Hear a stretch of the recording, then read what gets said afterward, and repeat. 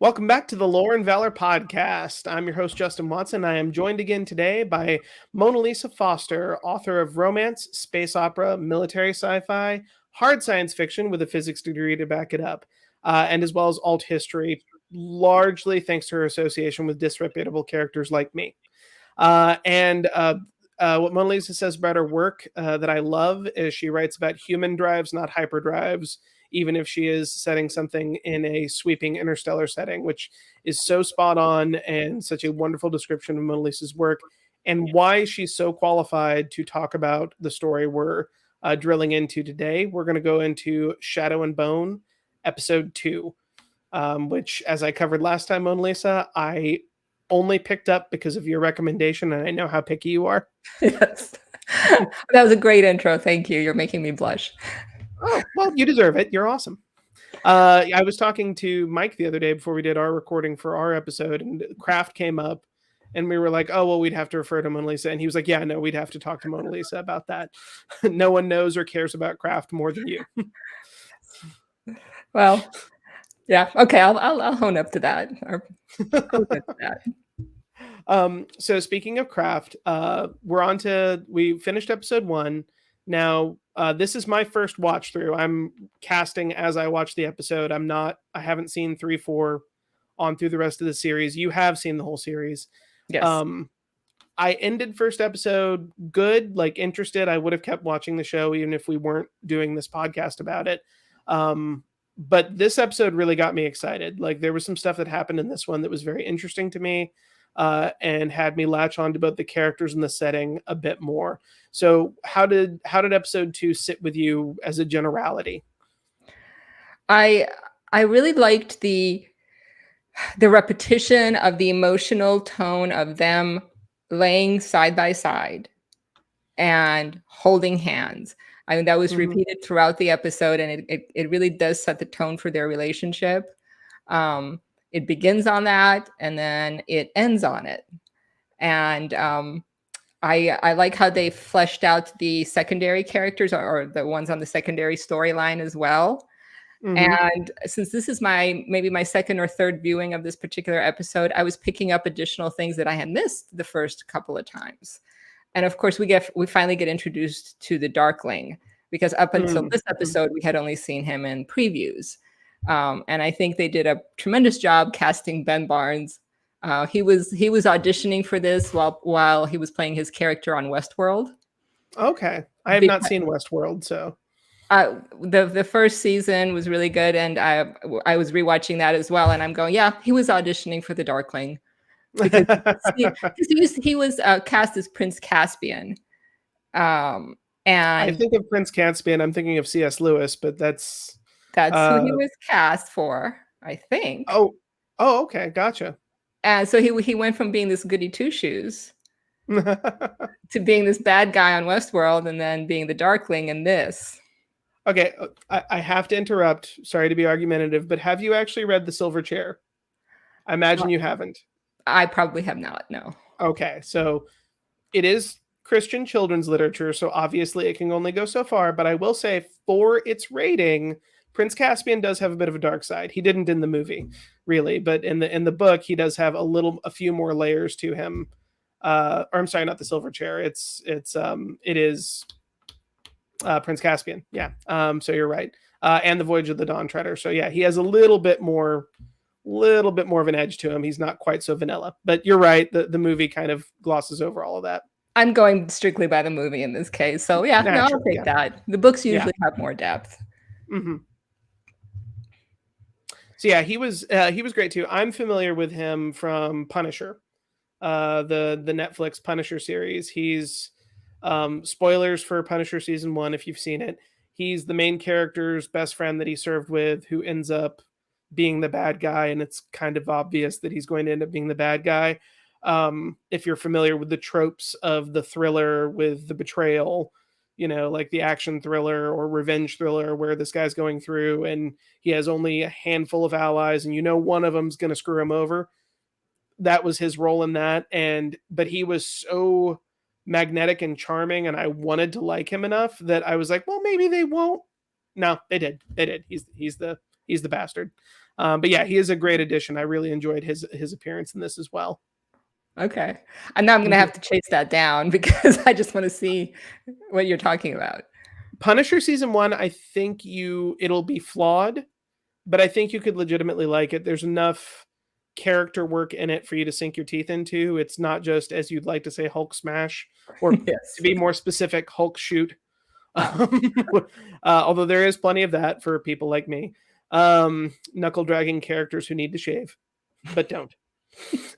um, uh, but yeah, no, he was a great addition in both shows. So yeah, I do recommend Punisher season 1 on Netflix. Season 2 took a little bit of a nosedive. Okay. It was not very good, so I can't honestly recommend that. Sure. But on to Shadow and Bone season 2. The flashbacks to their testing for magical ability are early on in the episode, if I remember correctly, right? Or do those come Yes, they actually, midway? I think, open with that. Yeah. So my question watching that um, is as they avoid their magical testing, they run out, and I do like the motif of them lying together, platonically holding hands. I do think that is a good emotional beat that resonates and repeats. But my question watching it, and it is a practical question that maybe doesn't affect the story that much, is don't these orphans want status? You know, that it's like if you have magical ability in this rough world where resources are scarce, you have status, you have security in a way that you didn't. It's unclear to me why they would want to avoid that, given their backgrounds. I mean, I guess there's the fear of being separated, There's the but fear of being separated, mhm. and now they don't tell us that Mal is Shu or that he's a half breed of any kind, No, they but don't. Lena is. Yeah. And I think that for her, that is like a defining thing in her life. She doesn't like the fact that she doesn't fit in. Mm. Now, I don't think she looks radically different than everybody Yeah. else, but Well, she does, I guess. and I think that's the problem with drawing from an American casting pool is it just all kind of disappears We're all mutts. into the background. Yeah, we're all mutts, Yeah. and we're okay with that. Yeah. So, I prefer it. yeah, But yeah, when you're going for the, oh, she's so different, and it's like, really? Is she? But we talked about that last episode. I don't want to obsess over one aspect, but yeah, I see what you're saying. I think there's some other problems with the testing too, though. It just, like I said, like it seems like a mildly crappy world, not like Game of Thrones or anything. And like, for her to be just not interested in a dramatic improvement rung a little false. And it rings a little bit false in the end too, when she's clearly being elevated from expendable cartographer in the army to like, oh hey, we're gonna make you like the savior of the. Now I can understand not wanting the pressure of being the savior of the world, but I'm skipping too far ahead. We'll get over that in a second. So in the A plot, they have the flashback to the magical testing, which again I agree with you about the motif. That's really good, but I question whether they wouldn't be interested in improving their status by a lot. Then we're back with A plot, and Mal's hurt from the attempt to cross the fold. fold. Right? Yeah, the fold. And she's been discovered as the was it Sun the summoner. sun Sun the summoner. sun summoner. I was about to say light bender, but sun summoner. And she is clearly, as you would, hustled off to someplace more secure. Um, One thing that I really liked is in the convoy that's taking her back, they get ambushed by. Were those supposed to be enemy forces or just local rebels? I wasn't clear about that. Those are the Um, Fjerdans. okay, so those are the enemy They're enemy. army, so to speak. Yeah. Yeah, so I guess they're at war or will be at war or have been at war with the Fjerdans. I think this is supposed to be some sort of Scandinavian stand-in. And we were Mm-hmm. talking, I think, last time about them being Yeah. Finnish, maybe. Yeah. And I think the reasoning that they gave was that these guys must have seen her make that light appear in the fold and diverted whatever infiltrating mission they had against Ravka to come after her. Yeah. So And then that we see Grisha combat for the first time. Yeah, which was great. not because the magic was so cool. And this is more my obsession than yours, but I'll go ahead and get into it. So during the ambush, I was yelling at the screen because they and you know this, like you don't have to be a veteran. They've got their rifle slung when they're Mhm. getting out of, like, oh, there's an obstruction up ahead. Well, let me look at it with my rifle slung over my shoulder with the part that kills people pointed at the sky. Like that part, I was like, man, these guys suck. You know, like I'm like they're like they're gonna get rocked because that's and they did, and I love Mhm. that. So on one hand, I'm like I have a hard time believing they're so bad that they don't have their weapons at the ready and pulling security.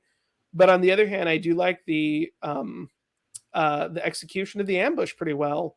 I like that the casters are not so that there's a very logical exploration of the fact here that it's like, oh yeah, all the magic from D&D or Avatar: The Last Airbender, which is kind of what this is, um, it gets really a lot less valuable as soon as you have projectile weapons that can fire rapidly and are either self-loading or bolt action or something quick enough. And I like that her escort just gets rocked by people with guns.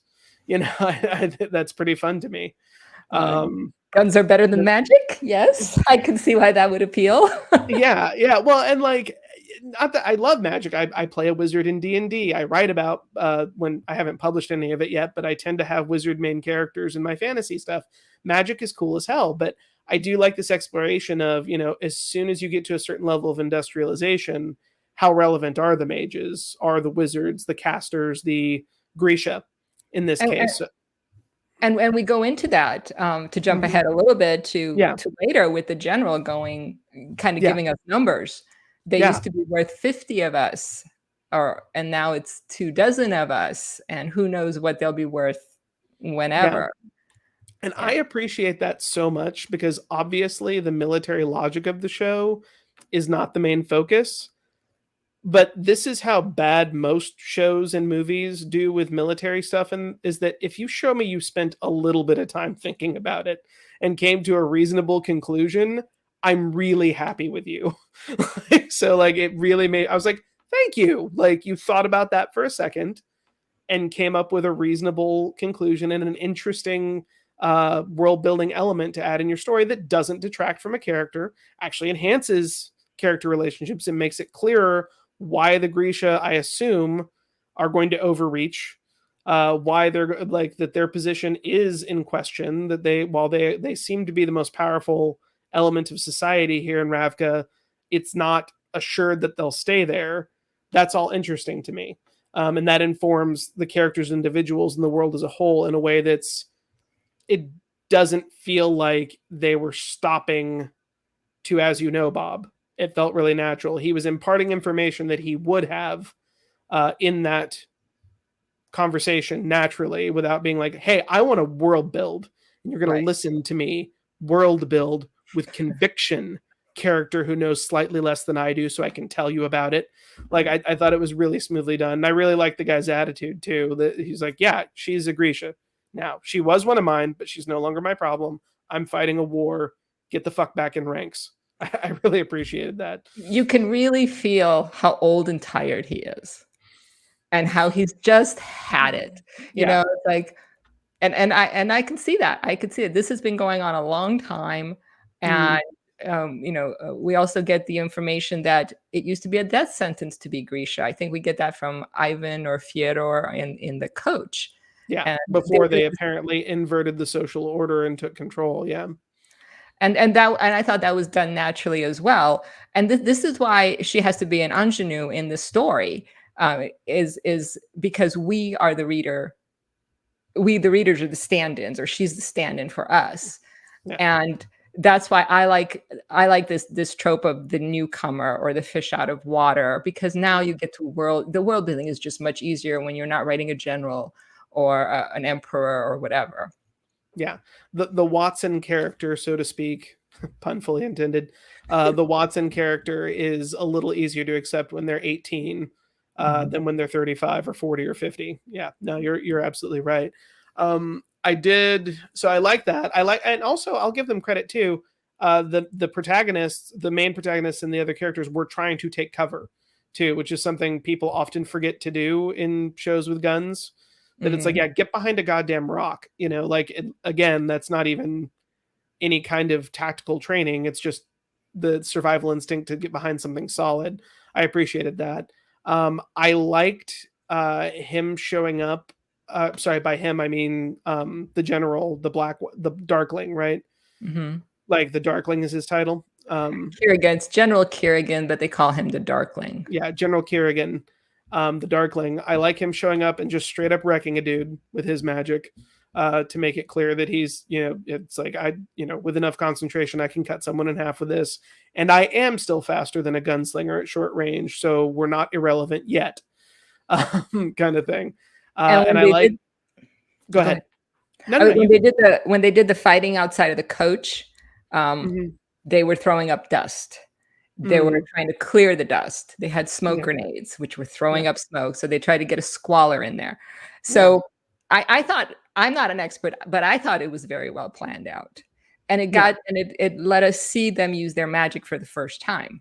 I Hmm. mean, I'd kind of seen it on the skiff, I guess, but Yeah, now we see the application of it for military purposes. So yeah, I agree yeah. that was well done. Yeah, no, I agree. I really liked it. I like that they were everybody except those guards at the beginning who didn't have their rifles unslung. Again, that was a little bit of a meh.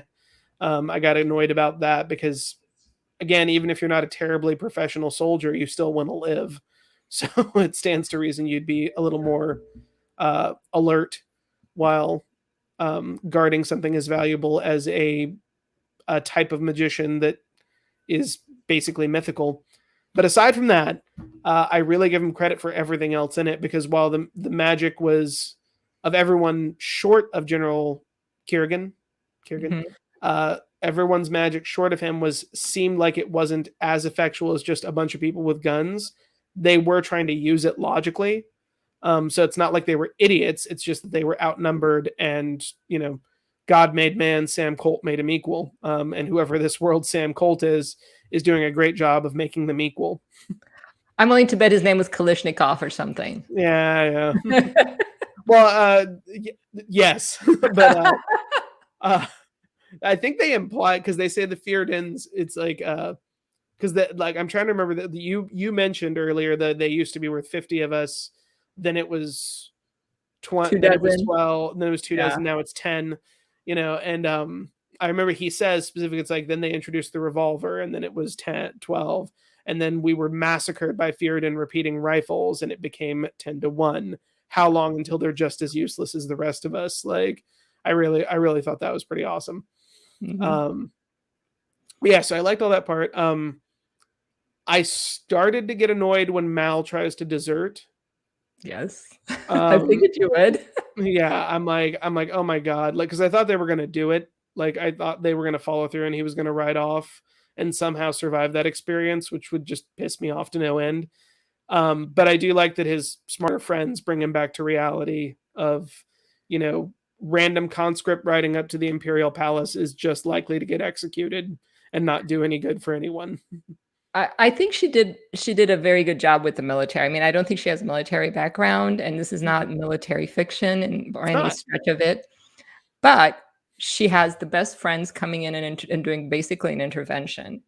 Mhm. She's respectful with it. I mean, there might be things that you don't appreciate, but just as an outsider, I'm looking at it and going, "Oh, this isn't bad."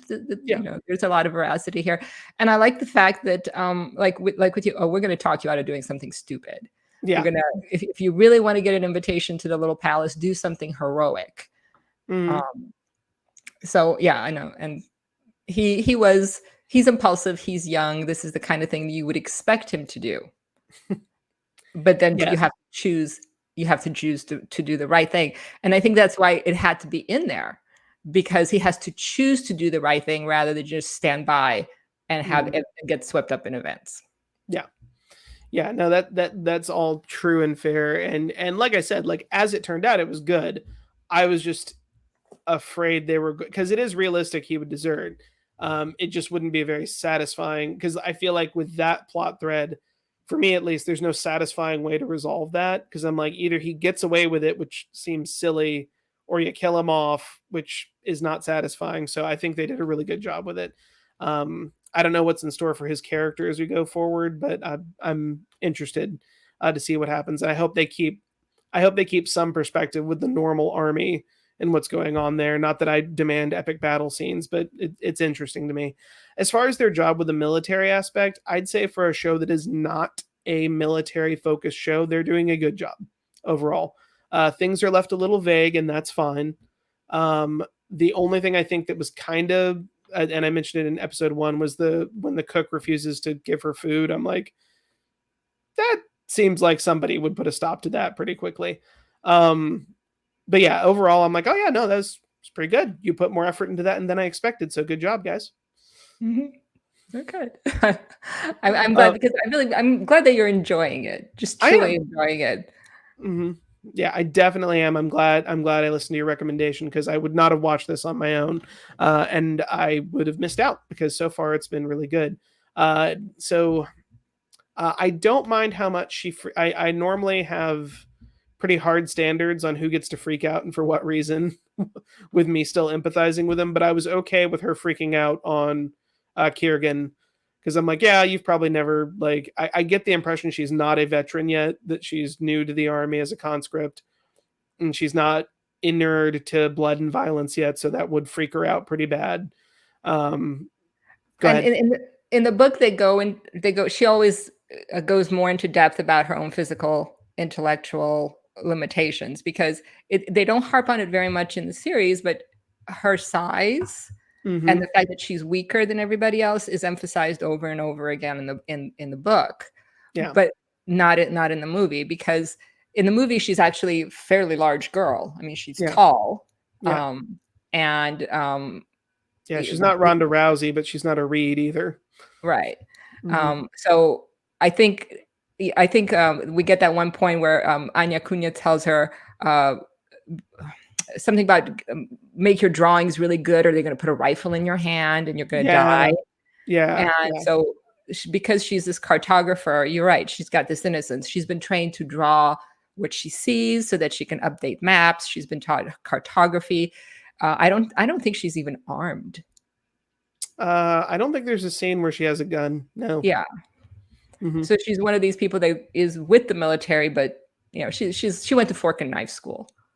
Yeah. Gotcha. Yeah, makes sense. So her reaction makes sense to me and is acceptable. And their argument sits well with me. How did it resonate with you? Like the back and forth, except for, again, like, I still have a hard time believing that she just has no interest in the increase in status that comes with the magical ability. But I do get that that's balanced against her feeling like an outsider, and also everyone putting pressure on her to save the world. And now that exchange that she has with Kiergan about find a way to take this away from me. I don't want it, is foreshadowing. Gotcha. And I think that's why it's in there. I could see why it's kind of hard to buy that, oh, you don't want to be part of the movement that frees your people, that ends this war, which was horrible. This is how your parents got killed, and you don't want to have to do anything with it. You just want to sit it out, kind of thing. Yeah. But I think it's there for a reason. From both perspectives, though, like, even if I'm cynical, and even if I were to assume cynical motivations on her part, I mean, I know it's dangerous, but God, like, you're just went from being treated like absolute shit to being the most valuable person in the empire, or kingdom, whatever Ravka is. I don't know the actual term. And I get why there would be hesitation, but I feel like you'd be a little more conflicted in a world where things are hard. Like, it just, if you're wise, you'd have trepidation about it, obviously, because, as we know, with hindsight of history and living in a modern republic, like, even being nobility or royalty still kind of sucked in its own way back in the day, because it was inherently dangerous. But I don't know. I feel like her reaction is a little too one-sided. But again, like, I still liked the show. I didn't think the character was unrealistic entirely in her reactions. I don't know. I in her shoes, I'd be like, I'd be at least tempted by the comfort. I don't think we've seen her get or she knows where she's going. She knows she's going to the little palace, but I don't think she's been introduced to what that actually means when she and Kiergan are having that argument, because they haven't gotten there yet. Fair enough. So, Fair enough. so I think that part of it is I can justify it as a writer. Gotcha. Okay, she just had this huge discovery that she's Grisha. And if you looked at that entire sequence at the beginning where he tests her, Mm-hmm. And he pricks her arm and light comes out of it, that would freak me out. Okay. Yeah. Yeah. Okay. And you see her reactions are the exact opposite of his. He's fascinated. He can't believe what he's got. And she's terrified. Yeah. And then they hustle her into this coach with these strange people and they separate her from everybody. And then the Fjordans come along and they shoot at her. Yeah. And then the Darkling comes along. He beheads the Fjordan with that cut. It's called with cut. magic. Yeah. With that magic. So she's just watched this guy just be sliced, diagonally like this. I could see why she's freaking out.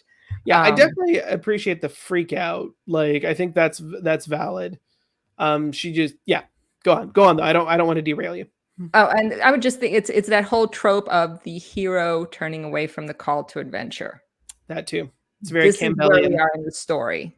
Yep. And yeah, I don't know that in real life it would make sense, and we might look at her as she doth protest too much. Is that how it goes? But from a storytelling perspective, this is exactly what it's just like Luke Skywalker going, "Oh no, I cannot go to wherever with you, Ben. Yes, I've wished for it all my life, but no, I'm going to say no because something has to have to push me into going." Fair enough. I guess, yeah, no, that is very Campbellian. I can't argue with that, can I? Since I am an original trilogy devotee. Anything else so we end up with her at the palace and she's still upset, which is fine. And I give her credit. She does look for a weapon to put under her pillow. So good job, Elena. I appreciate that. So what else from the A plot? Is there anything else you kind of want to highlight or discuss, or that really struck you as like, oh, that's cool, or man, I wish they hadn't done that? The one logical flaw of that entire A plot had to do with them being tested. So, okay, they come in and they test the kids. Is that something they do every year? If that's the case, then they would have had to escape being tested for multiple years. So, why did they actually escape testing? And I'm thinking that maybe they don't test once you've hit puberty. Potentially. So you miss your window, or just with bad paper or bookkeeping or something. And I don't think it's ever explained either in the series or the book. It's just that one time when they came and they tested them, he was hurt, so he couldn't be tested, and she hurt herself, so she couldn't be tested. Yeah. So that's, yeah. It seems like since the casters, for all that it is super interesting that they're becoming less valuable relatively, they do also seem still very valuable. So that doesn't seem like a very thorough testing method. If you're like, oh, well, you're hurt, I'm never going to come back to test you again. Well, he might be magical. No, it's fine. It doesn't. Yeah, it doesn't. That doesn't seem to cross the I or dot the T. I'll agree with you on that one. Although I will confess, watching it through the first time, I didn't think of it. You did have to point it out to me. But now that you have, it definitely does not make sense. So that's kind of the A plot. So going into the B plot a little bit, I'm going to, guess that since this is Elena's story primarily, everything going on with, I still cannot remember any of their names except Inej.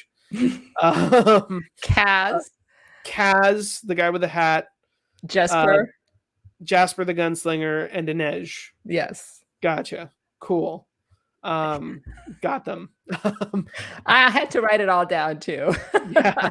I was watching on the elliptical. I'm trying to get rid of some of my penalty weight, and I didn't have a notepad with me, so I wrote down my notes ex post facto, and I left it as a joke that I still can't remember their names. But I'm enjoying their plot line. So I like Kaz well enough, although I'm not sure I remember why he wants to get across, or if it's revealed why he wants to get across the fold so badly. Has that been revealed yet? Because if so, I missed it, which is either just me being busy and distracted or a fault of the show. Do you know? He's been hired to do a job. I know that. Is it just the fact that the job is so profitable that You know what? I I'm at a loss too, and I've seen it okay. several times now. So Okay. yeah, that one's on me. Okay. So yeah, they're trying to get across, and they keep running into these impediments. Mm, Now mhm. I got the feeling that it had something to do with Pekka Rollins. Mm, mhm. There is a rivalry between them, Mhm. and I think they have a past. Yeah, no, he definitely is very do you remember, have I ever made a deal with you before? No. You Yes. know, like, yeah, and he's like, yeah, he doesn't remember me. Yeah. No, that is true. So that's interesting. So I don't But want now you to spoil anything for me, but yeah. now that they've agreed to do this job for whatever reason, he's just really determined. He's really determined to do it. Yeah. And basically, the job is to bring Alina Starkov through the Mhm. fold. Yeah. Um, Gotcha. Mhm. Which that is a heck of a job for three foreigners to get into Ravka, infiltrate the palace, and pull out the most valuable person in the entire world. But you know what? I've heard of sillier fantasy quests, so I'm not going to dock any points for that one. I'll give it to him. yeah, and I think it makes more sense as it goes along. Yeah. So there's a payoff at the end.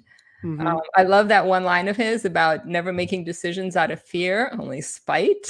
So Yeah, I did think of you when with thank that line you. of dialogue too, and I'm like, and this is the moment where Mona Lisa fell in love with the show. That's right. That's right. And I think that's why I'm saying I think there's something between him and Pekka Rollins that we're going to find out is really Mhm. big, and I have a suspicion it has to do with why he has a limp. Gotcha, No, gotcha. I don't know. I just have a suspicion. So Yeah. So since you don't know, I'm assuming that's not revealed in season one. Then never mind. Don't tell me.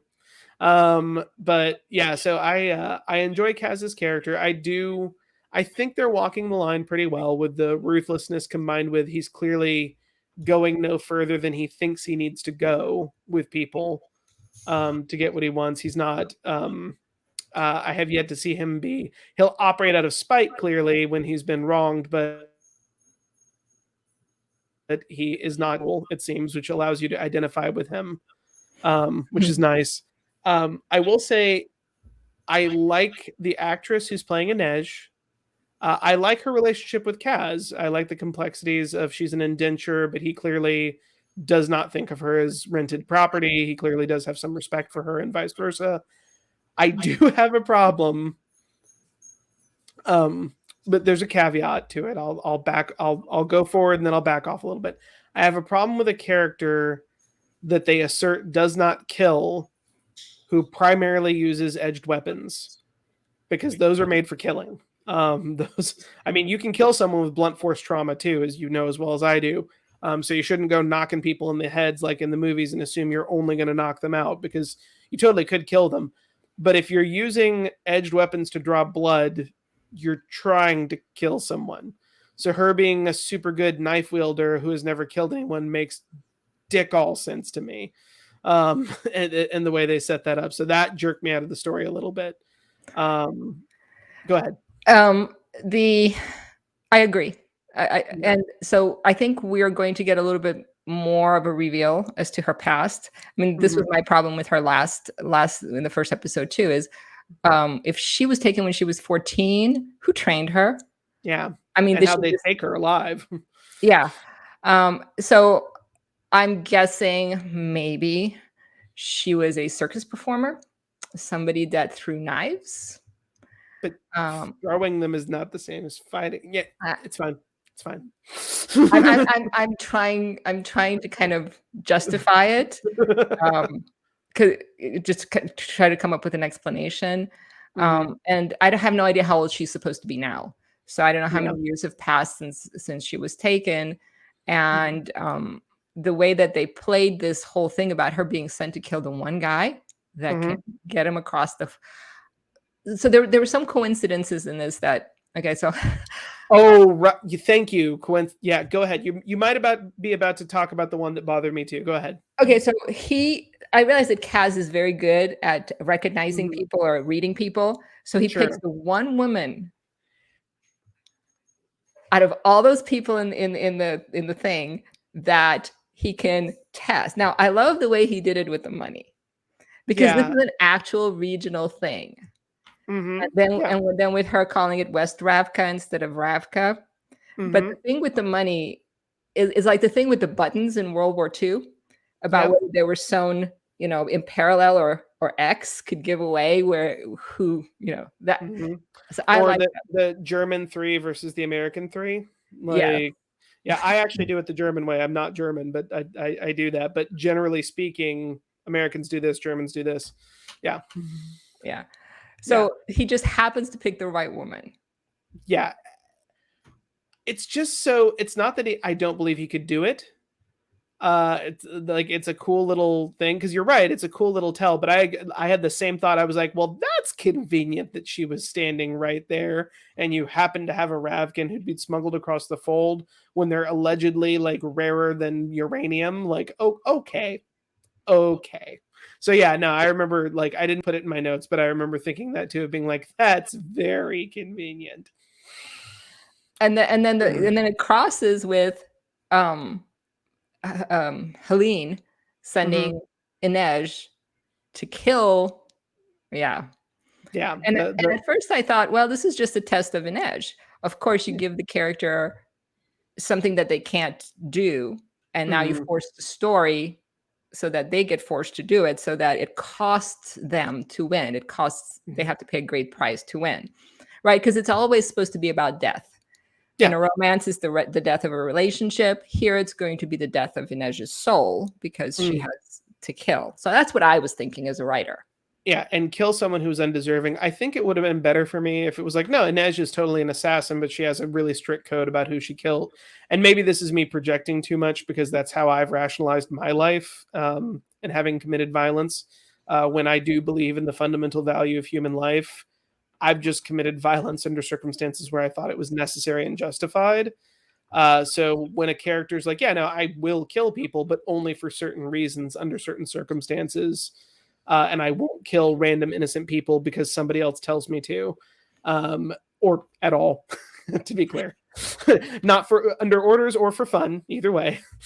um, This is what bothers me about um, the female assassin trope, right? It's like, mommy, when I grow up, I want to be the most badass female assassin ever because but this you is realize just so cool. it's like you realize that's when you detract the morality from it. Sure, it's cool, but and again, like there are people in this world who would best serve it by becoming fertilizer, no question in my mind. uh but the fact that she goes from I will never kill anyone to oh kill a random dude, fine. And I get like I give credit that Helene, the madam, plants the seed of like oh no you can kill this dude, it's fine, he's a slaver. Like that's cool. Like that to me is like good writing, that it's like we understand this character has an ethical problem with killing, so this villainess who's trying to get her to break that and sabotage Kaz's mission gives her a compelling reason why this dude deserves to die. That's all good. But then when she can't find any evidence of it and is going to do it anyway, it's believable but does detract from her um relatability, right? That I find that kind of hypocrisy of like, oh, well, I have an ethical um, restriction against killing someone, so I won't do it. Okay, well, he's a slaver. All right, I will do it. Oh, he's not a slaver. Well, I still really want to be free. I'm like, oh, that's like, I can understand that. And you're still a good character. I'll still follow you. I still don't dislike you, but boo. Well, the first thing she does is she goes to Jesper, Yeah. who doesn't take anything seriously. Yeah, because he's going to give you good advice. Yeah, and she wants to pawn off the job she's just agreed to do to him. Yeah. And so I may trust him not to shoot me, but would I trust him on something like this because he's not serious about anything? He's the class clown in this production. But the very first thing she wants to do is pass pass it off to somebody else. And I was like, Yeah. Yeah. yeah, okay. This is Yeah. icky. I don't want to do it. It's kind of like digging latrines. It's ew. Yeah. And just the idea of like that moral breakdown of like, well, if somebody else does it for me, it's like, no, no, you still have moral responsibility for that. And she wears this. Actually, more so because you brought someone else in on it and you're responsible for their conscience as well now. So yeah, I didn't. That you're right. That's maybe even worse than her being willing to murder a dude for no other reason than it helps her.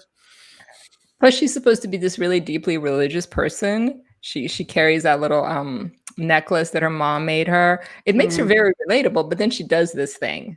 Yeah. And I just Yeah. Yeah. yeah. And which plenty of religious people, including myself, are occasionally hypocrites, or some people are often hypocrites. But yeah, no, you're right that it shows. I guess like that kind of a story beat can be good when you've seen someone driven to the breaking point of their ideas and ideals, but we're not there with Inej, in my opinion. We've only been with her for 2 episodes. We understand that horrible stuff has happened to her. Um, like that she was working in that brothel before she got subcontracted out as an assassin that doesn't kill people. Um, but that we since we haven't felt it in our gut that she's been pushed to the breaking point, the fact that she first tries to pawn off the job, then seems like she's willing to kill what is apparently an innocent man to help herself. It's not great. It's not Yeah. great. Does not bode well for her. But again, I'm not totally against her. I'm not rooting for her to fail, but it's a strike against the story for me if they wanted me to root for an edge. I think they were trying to go for a morally great character. Mm-hmm. And while they do a really great job with Kaz, Mm-hmm. they don't do as good of a job with Inej. Well, and I think that's part of the problem is like since you have Kaz who's morally gray, you probably want to make Inej the conscience character, which means she should be a little more Steve Rogers about stuff, that like not she doesn't have to be completely cartoony about it, but she should probably be a little more grounded and fundamentally decent to be pulling him in that direction just as an archetype. But again, like I'm making a lot of it, and it does detract points. Like that sort of thing probably keeps this at a B plus for me. Keeps the show at a B plus for me. It was hovering in a middle B range, still watchable, but not blowing my mind. It went up this time. It got the B plus rating for me at this point. Still could improve. We got a lot of episodes left in the season. But It yeah, no. makes Go it ahead. makes one wonder if she would have been a guy, if this would have been if the dynamic would have been different. Yeah, If she would have been just another one of the guys rather than the only female on the team there. I don't know. That's an interesting question. Like, I honestly don't know. I don't think the moral equation changes for me much at all. But I don't know if the tonal shift would affect anything either. I don't know. It's an interesting question. I mean, she's not. Let's assume she's 18. Hmm. She's not a hormone-driven 18-year-old young man who's got a lot of anger issues. Yeah, She doesn't come across as having anger issues. yeah. Um, so yeah, this is why I'm saying I think it might have been a different dynamic had she been a guy, but Hmm. not sure. Yeah. Overall, though, both plot lines are still working for me and are still interesting. Is there anything else about the B plot we want to talk about? Well, I liked Jesper. He's got this he's the comic relief, Yeah, and yeah. he's gonna continue being the comic relief there. The conductor was interesting, and I think Hmm. he's going to be more. I remember thinking this is going to be a more interesting character as we go. Yeah, because he I'm shares very a faith with an edge, right? Like he what? says, like he shares the same religion as an edge, if I remember correctly. He says you're of the faith too, right? Well, we think he is Mhm. based on that. I mean, we Okay, don't okay, know, right? okay. Because we just Yeah, get that. people. I look at him and I see an opportunist. Yeah. Okay, obviously he's an opportunist. Now he says he's only bringing across refugees. He's bringing across he's rescuing Grisha, who want to escape Ravka so that they don't Mhm. have to go into the army. Gotcha. And yet Inej so Inej is, rifling through his things and trying to find the records. And then we get that backstory about her and her brother. And he's like, oh no, I'm not one of those people, Mhm. kind of things. But he sure seems to know a lot about the business. Yeah. So we kind of get this, yeah, I don't quite know what exactly he's going to be. Gotcha. But I thought it was interesting the way that they kind of blended it together so that, of course, she gets sent to kill him. And of course, the Yeah. fact that she doesn't like to kill or she doesn't want to kill actually works in our favor here. Yeah. Yeah. That was convenient too. That was very convenient. That she's got just enough moral hesitation to allow Kaz to come in and talk her down. Yeah, very very convenient. But yeah, no, overall, good episode. We're running up on 45, which is a pretty good time limit. Any last observations on episode 2 before we start to close out? I think I mentioned my one pet peeve about the logic of it. Mm-hmm. I remember I'm like, oh, I want to get to the next one. I can do one more episode. And we will next week. We'll be back next week to keep going on it. So I'm at a B+. Where were you at the end of just assigning a random grade with no scientific criteria at all? Where were you at the end of this episode on the show? I would have said that maybe the A line is an A and the B line is a B. Yeah. So maybe we would average it and make it a B+. Nice. All right, cool. Well, thank you so much for joining me again today, Monalisa. I really appreciate it. Thanks for letting me. Before we leave, what is out most recently and what's coming out next for your writing? Same as last time. My Ravages of Honor series has 2 novels and 2 novellas in it. It's available everywhere. I've got a new story in Robo Soldiers. Nice. That's out from Baen. I'm working on hard sci-fi. We don't have a date. It's another anthology from Baen that's coming out. And my website is monalisafoster.com. Check it out. Nice. And links to Monalisa's work will be in the liner notes below. Please, if you enjoyed this content, please give us a like and a subscribe, maybe leave a comment. And if you're listening on audio, 5-star review on your favorite podcast venue would not go amiss.